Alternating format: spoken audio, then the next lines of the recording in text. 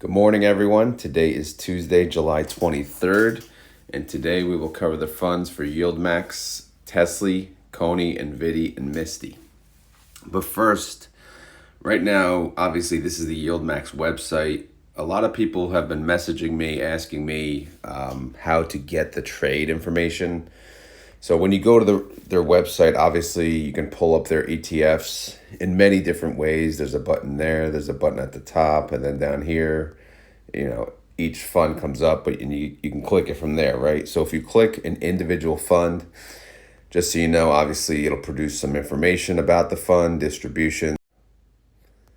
All right, that was my 4 a.m. alarm, which obviously today was the 3 a.m. alarm because I had to get up earlier. It's an office day. So anyway, there's obviously the intraday trades download right at the top. This is how you access the trade information, okay?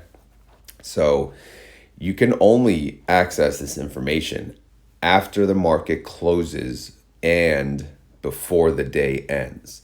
So the market closes at 4 p.m. Eastern Standard Time, right? So typically the information will be posted after that time, but it's not right away. Sometimes it's 5 o'clock, sometimes it's 4:30, sometimes it's 6 o'clock.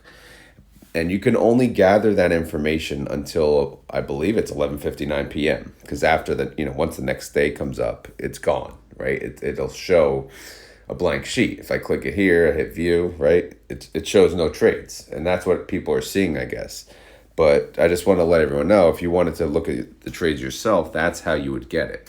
You'd have to get it, typically, to be safe, I'll say 5:30, between 5:30 and 11 p.m., right? Those are like the safe times. Or you could say 5 to 11 p.m. It all depends. Like Fridays, sometimes it takes longer because almost every fund has a trade. And obviously, you could download the holdings, which will show you the whole picture. It just won't show you how much they paid for each trade, which some people are interested in that information. Also, there were no trades yesterday, but we'll look at the earnings for today. Tesla is after hours today, so after the close of the stock market, you will see the earnings come out for Tesla. So if you're a TSLY holder, you're probably keeping an eye out for that. This morning, if anyone cares, UPS, Coca-Cola, Comcast, that's before the market. They'll have earnings. And then obviously after we said Tesla, they got Alphabet, Visa, Texas Instruments. That was always one of my favorite dividend growth stocks. And then a whole bunch of others. But as far as the rest of the week, I don't really see any other YieldMax companies affected here. No, nothing. So it's really just Tesla for this week. Oh, no, Alphabet obviously is the same day. So that's for GUI, but I don't think many people care about GUI. But either way, so look out for that. So as I mentioned, no trades yesterday. So that was pretty easy day for me. So we'll just cover the basics here.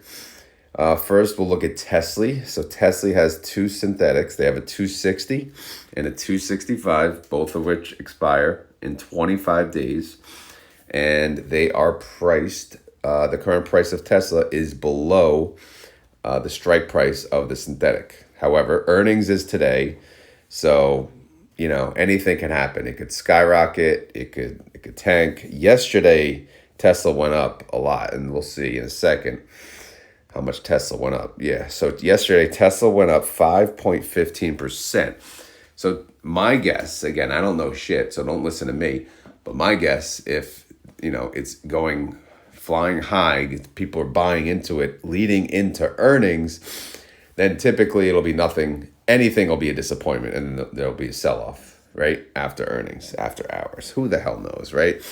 But because I feel like last time there was such a massive sell-off leading, at least from what I recall, like a sell-off leading up to earnings, and then their earnings was mediocre, and then the stock went up. So again, nobody knows what the market does. The market does what it does, and we don't move the market. We're just a bunch of schleps in a garage. But we'll see what happens. We'll do our best to have an idea here. But TSLY yesterday only captured 3.73% of the 5.15%, because they Obviously, they're doing covered calls. They're not capped, though, so that's good. So as far as where they stand, coming into earnings today, they have what? 1,000. Well, let's go to the lowest strike price. Lowest strike price is 262.50. They got 950 contracts at that price, 4.37% out of the money. The next strike is 265. This is the largest position, 30,785 contracts, 5.36% out of the money. And then they have 310 contracts, 267.50 strike, 6.36% out of the money. And then 1,005 contracts, 282.50 strike price, 12.32% out of the money. So again, who knows? Nothing is safe when it comes to earnings. So, time will tell. We'll see how it goes. As far as outstanding shares, it actually went down by 150,000. So maybe people are getting scared. 30-day IV for Tesla heading into earnings, 60%, which is okay. Could be better. Outstanding shares, 49,125,000. Income from the weeklies, non-existent. They're at a $31.9 million loss at the moment. Okay, reaction. Pretty happy still. Again, earnings didn't happen yet, so we'll see. Let's not get too excited yet. Synthetic income, 120 million, which obviously that's a lot of money. So if you deduct out that $31.9 million loss, they have a total net income of 88.5. Now, that's an income of $1.80 per share so far, which is pretty damn good. Again, last month they paid about $1. So this month they are on target to pay at least $1. Probably could be the $1.50 range, okay? I can't use this estimate down here because it's useless. It feeds off of the short call income, which is, the weekly calls. So we'll just look at the total income, which includes synthetic income. All right, so for the holdings, again, nothing really to talk about for their synthetic because it expires, in mid-August. And then the weeklies, we still have 4 trading days, but again, earnings is today, so we'll wait to talk about anything. But look at this net asset value, 821 million. So this fund is a pretty damn big fund. The NAV of TSLY is 1672, and the trade price is 1670. Let's go to NVDY. Boom. They have one synthetic, also expires August 16th, 25 days away. And they are 2.72% away from that strike price. As far as what the stock did yesterday, NVIDIA went up 4.76% yesterday, and NVIDIA captured 4.03% of that. So obviously that's amazing. So now let's get this position so we can see where we stand. All right, so as you know, NVIDIA has scattered strikes. So they have a 124. Again, I'll start from the bottom. Lowest strike to the top. I'm not even going to go through it all, but they have a 124 strike. They have a 125 strike, a 126, and a 127. The two largest positions are 126 and 127, which is about 2 to 2.8% out of the money. All right. The lowest one is 124. That's 0.37% out of the money. So needless to say, their highest strike is 2.8% out of the money, which is a little too close for comfort with 4 trading days in the week. So it's going to be a little struggle to hopefully maintain that. You saw what happened yesterday. Yesterday, they popped 4.76%. So for the rest of the week, we kind of just want to chill and stay a little flat, right? We got our price, appreciation. We got 27.60 in price. Like, that's amazing. So we don't even, as NVIDIA shareholders, we're fine if we stay flat for the rest of the week. Now, as far as outstanding shares, 150,000 additional outstanding shares. So the 150,000 that left TSLY went into NVIDIA. No, I don't know, but could be. You never know. 30-day IV, 52%. Outstanding shares, 34.7 mil. Net income from the weekly calls for NVIDIA, 27.9 million. That's a distribution of 80 cents per share. a daily income of 4 cents, and a daily yield of 0.15%. If you annualize all that, though, it produces 53% on an annualized basis. Reaction is, NVDY, the fund manager, he's a cocky SOB, right? But he was like in shock yesterday. He's like, oh, damn, my scattered strikes are in trouble. So he's like, whoa. So as far as income, we got a little bit of synthetic income for July, 4.4 mil. We got short call income, we talked about 27.9. So they got a total net income of 32.3, which is about 93 cents per share.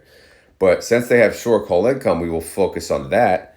That's 80 cents per share, right? And if you run that into the estimate calculation based on the number of days left, we could possibly produce $1.37 distribution, which is a 59% yield. $1.37 is much less. It's about more than $1 less than the last month. So that's not something people would be necessarily excited about. However, anything over $1 I think is pretty damn good. I mean, look at that yield. Can you complain about 59%? I guess you can.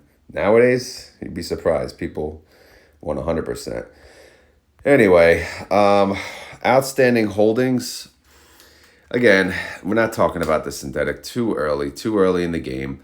But we have the weeklies, and they're scattered, and they could be in danger. But we have 4 trading days. Anything can happen. They don't have earnings this week, so nothing crazy. However, we can talk about this net asset value, which is $957 million. Are we going to hit $1 billion this week? I mean, we could. The NAV is 27.56. Trade price is 27.60. So who's going to boost this sucker up? Who's going to buy into NVIDIA this week and boost this sucker to 1 billion, right? 1 billion party. I mean, I guess I gotta do something, right? What should I do when they hit 1 billion? Should I do a video just from NVIDIA? Or maybe I'll get that how to retire on NVIDIA video out as part of my series. Maybe I should. Yeah, I probably should. All right, so let's move on to the crypto guys. So what's up, CONY? CONY's got a 250 synthetic. Their synthetic is in good position. They are priced 6.06% above their strike price of the synthetic. But again, 25 days away, so we'll see. Now, as far as yesterday is concerned, coin went up 2.86%, and CONY went up 3.55%. You don't see that often. Look at that. Look at that. So coin went up 2.86%. CONY went up 3.55%. Interesting. So they're they were way out of the money, and now they're still out of the money, but it's very, unusual that it would beat it by that much. I mean, it's not a full percent, but again, it's about the timing and everything. But for the most part, they have just the one strike of 275, 30,800 contracts. That's still 3.71% out of the money. So they still have room to grow. However, they're going to be capped very soon. So let's not get too excited here. So we kind of need coin to be a little chill, 1% a day, not even. A little less than 1% a day gain we'll take for the rest of the week. Now, outstanding shares, there you go. 250,000 additional outstanding shares. All right, 30-day IV, 86%. 86%. That's what we're talking about. That's how you get the premium, baby. When your IV is that much, you can freaking make some damn options premium. That's what these funds are all about, right? People always wonder, how do you make this much yield? Options, okay? Anyway, 36.9 mil. Total net income is a loss. So they lost 46.5 mil on the weekly calls so far this month. But, who didn't for the crypto guys? Reaction is the same, the meh, because it's like, I don't know. Not going to get too excited, right? Because I'm about to lose my weeklies. But as far as synthetic income, they got 19.5 mil. Short call income, though, exceeds that. So they actually have a total net income as a loss, $26.9 million loss. So as far as income is concerned, they got nothing showing on total and nothing showing on the weeklies. So I can't produce an estimate at this very moment. But I can do is go to the holdings and tell you how much they would make closing out the weeklies and rolling the synthetic alone, and that would produce 32 million, which is approximately 87 cents per share. Obviously, yes, that 32 million is already in the 773 net asset value, which pushes the price to 20.95. But again, once they close the weekly and roll the synthetic, it becomes a taxable event, which when it becomes a taxable event, it gets added to my payment information, okay? Hopefully that made sense. But yeah, nothing else to really talk about on the holdings. Again, the synthetic expires August 16th, and then the weekly, the one position, expires Friday, 4 trading days. So we'll see how that goes. But yeah, the net asset value is still 773 mil. The NAV 20.95, trade price 21.02. Let's look at MSTY. Hello, MSTY. 1550. Okay, they got that one strike, 1550. Look at that. 16% above. So, yeah, this synthetic, woof. They're probably going to make some money on that. But their weeklies, yeah, we know it's not going to look pretty here. But let's see. MSTR yesterday, it went up again. It went up 1.21%. MSTY actually went up 1.62%. So how the hell did that happen? I don't know. Maybe they made some damn money on treasuries. Who the hell knows? But let's not question it. Let's celebrate it, right? Because they're freaking in the money. They're 6.95% in the money. All of it. All of their contracts are in one basket, one strike, 1675. 6.95% in the money, and they still beat the underlying yesterday. Again, it depends what the change was in the holdings. Did they actually collect interest on treasuries yesterday? I don't know. Do you guys know? Who the hell knows? But yeah, obviously the weeklies are in danger. But you saw their synthetic, and we'll take a look at the total change that would happen if they did roll. As far as outstanding shares go, though, no change. So no one bought MSTY unless they didn't update the website. And again, back to premium, options premium, 100% IV on MSTY. Unbelievable. So outstanding shares, 14,525,000. Total net income is non-existent. They lost 11.4 mil on the weeklies. Reaction, as you know, the MSTY fund manager called out Monday. He was super sick, meaning he didn't want to show his face. But now he has no choice. He's like, oh man, they're going to know. I can't call out again. So he's coming into work. He's just going to hide in the corner until all is well, until he can roll. Once he does the synthetic bailout, then he'll be like, yeah, what? But again, it's the battle of the weekly. So who's going to win the weeklies? Synthetic income, 6.9 mil. Short call loss, 11 mil. So we got net loss of 4.5 million. So same thing with CONY. There's no income on the total, and there's no income on the weeklies. So there's no estimate that I can give you guys. But I can tell you, they would make 26 million if they closed and rolled their synthetic. Because you see that in orange, right? That's the call. They can make 83 million on the call. They'd have to pay 38 and 18 though to close the put and the weekly. All right. But the net of all that is 26.7 mil. So that would actually produce $1.84. And again, yes, it's already priced into the NAV, but this would it would be a taxable event, like I said, and it would be added to here. And then they'd have some income, over $1 income to talk about. So again, we'll see what happens by the end of the week. But if MSTR keeps going up, that's likely to happen. The net asset value of this fund is 438 mil. The NAV is 3017, and the trade price is 3019. So now let's go look at the pre-market. I do want to share an update to my account after this for you guys. Porsche warns on profit due to aluminum shortage. All right, so this is as of 4:19 a.m. Again, it's earlier than usual. Driving to the office today, which means I have to get the video out early, which is obviously why I got up at 3 a.m. So yeah, typically Tuesdays and Wednesdays, the videos get made really early before I drive to work. So Tesla pre-market, again, as of 4:19 a.m., a lot can change by the time this video posts. Tesla is down 0.41%, but again, that's nothing after the big day they had yesterday. TSLY is down 0.03%. NVDY is down 0.9%. The whole market was freaking green yesterday, so I'm not surprised. NVIDIA is down 0.47%. COIN is down 2.06%. CONY is down 2%. MSTR is down 2.23%. MSTY is down 0.53%. TSLL, this is on here because I trade options on them. They're down 0.98%. TNA is up. Look at that.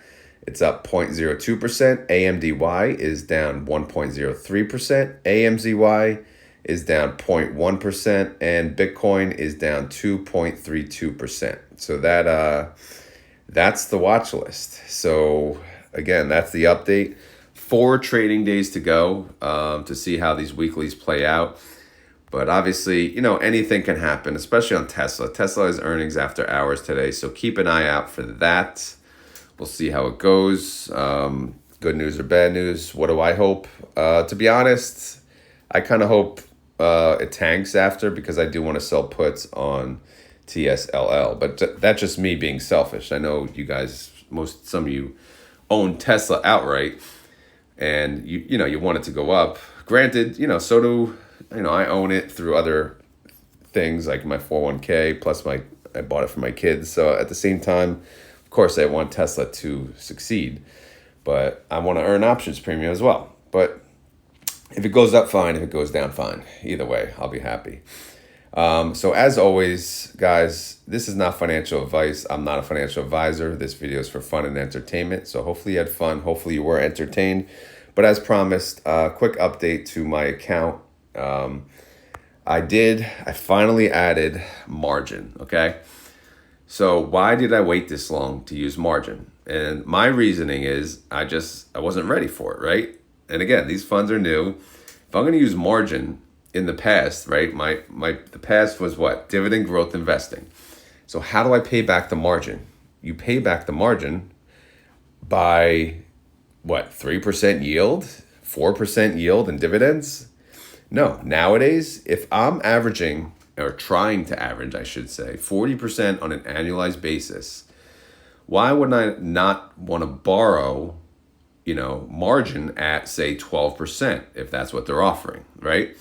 So I'm going to go ahead and play around with margin. Again, you heard me, not financial advice. And I'm going to do it little by little.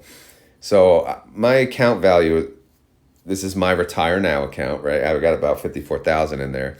They're going to give me about 50,000 of margin to play around with. So how much am I going to use? Well, I plugged in some numbers to see what makes it worth it, right? To play around with the margin here. So right now, the margin available, like we said, just say 50,000. The margin rate is 12% on Schwab. So if I used all of it, I would pay 6,000 a year. Okay, that's essentially the worst case, right? So if I borrow 20%, if I play it safe and I borrow 20%, that means I'm going to use 10% of margin. And again, I think I could produce 40% on an annualized basis, and that would produce $4,000. The margin charge at 12% of the 10,000 would be $1,200, which would produce me an annual net income of $2,800 or a monthly income of $233. So this will boost my portfolio an extra $233. If I use 20% and they charge me 12. However, I did apply for 8% because I said, listen, You got competition out there, brother. How about help me out? Give me a little rate reduction here. So I did apply for, well, I asked for 8. Who the hell knows what they'll say, but let's just assume that's the case. Then using the same scenario, my monthly net income will get boosted by $266, which I know to most of you guys, that's a joke, right? It's nothing, but no, it goes a long way. That's just 1 month, right? On an annualized basis, it's 3,200. And again, as time goes on, okay, I'll just, you know what? I'll borrow half, right? Because even 20% to me is super conservative. But again, that's just how I'm going to start because I don't know what the hell I'm doing, right? I don't even know how margin works. I understand the basics, but I don't understand the margin maintenance. And that's the part that doesn't make me comfortable. Like, how can certain brokers say something's 100%, which means you can't borrow on it, and some say it's 50%, or some, like, that part I don't like. I don't like that they can control that much. I mean, granted, it's their money that they're lending out, so it does make sense, but I don't know, man. Just, like, I just looked at, like, for example, Ulti. I can borrow 70% of whatever I invest, they'll let you borrow 70% on Ulti, but nothing on SPY-T. I don't understand that. So that part confuses me, but whatever. I'm in it now. I'm going to play around, and I'm going to essentially boost up my retirement income, my emergency income, and hopefully I could retire earlier. So anyway, if I borrow 50%, if I use 50%, that's $25,000 I could use for margin. So let's just say I earn 40%. Okay, I'll get $10,000 a year. And then I'll have to pay $2,000 for margin. So that's an annual net income of another $8,000, which is $666 a month. Again, and this can compound and compound and compound and so forth. So again, will I get 8% borrow rate? I don't know. If they say no and they keep me at 12, I really have to reconsider switching brokers, and going to Robinhood. I know, again, Robinhood, they're good and they're bad, but it's very easy platform. I don't like their options platform. I did learn on their options platform, so I do, believe me, I appreciate everything they've done for the and they continue to do for the investment community. But I don't know. I do have a Robinhood account, but again, it's just a pain in the ass moving all your crap. But anyway, I just wanted to update you guys that I'm finally entering the margin game, so look out for some updates. Obviously my end of month income will now reflect a margin charge, which will reduce my monthly income. However, hopefully my monthly income will be much higher. So let me know down in the comments. Actually, that reminds me, that'll be the keyword. So today's keyword, if you made it to the end of the video and you want to prove it, just no keyword really. Just let me know, are you using margin? Yes or no. Again, I've never used margin before, so this is brand new to me. So you're going to learn with me how it goes. So again, if you're using margin, how much margin of the available margin do you use and how has it been? I know that's a lot of information versus just typing in a keyword, but now I'm curious. And plus, a lot of the other commenters are probably curious what other people have to say. So if you guys don't mind, just putting in the comments down below, which is part of the keyword now, are you using margin, yes or no? And if you are, what percent of the available equity that they give you are you using, and how has it gone? If you're not, what is the reason? Is it because you just don't need it, or because you don't want to risk it? To me, again, my reasoning for waiting this long is I didn't trust myself. But now that I've been using these funds and it's been working out pretty smoothly, I'm going to give it the go ahead and, give it an attempt here. Again, little by little. I kind of tend to play it maybe a little safer than others. But again, I got a family, I can't be like losing money on the fam here. I'm supposed to know what I'm doing. I got 2 kids to support, so I can't be going crazy here. But at the same time, yes, I want to retire early to be able to enjoy my life a little more, or produce another, additional income to enjoy my life while working as well. But Anyway, guys, as mentioned, not financial advice, especially the margin part, because that can be a danger zone, of course. But if you play it safe and play it right, it could be very rewarding, right? You borrow someone else's money and you make even more money on that money. So I think it's pretty cool. Anyway, if you enjoyed this content, please remember to hit the like button. If you want to share it with your friends and family, go ahead. That goes in, even further. But again, thank you guys for watching. I got to get my ass moving, get my ass to work, get to the work, and then work out, and then start work. But maybe I'll do a commute video. Who the hell knows? But anyway, guys, I'm out of here. Hope you guys have a great day, and I will talk to you tomorrow. Later.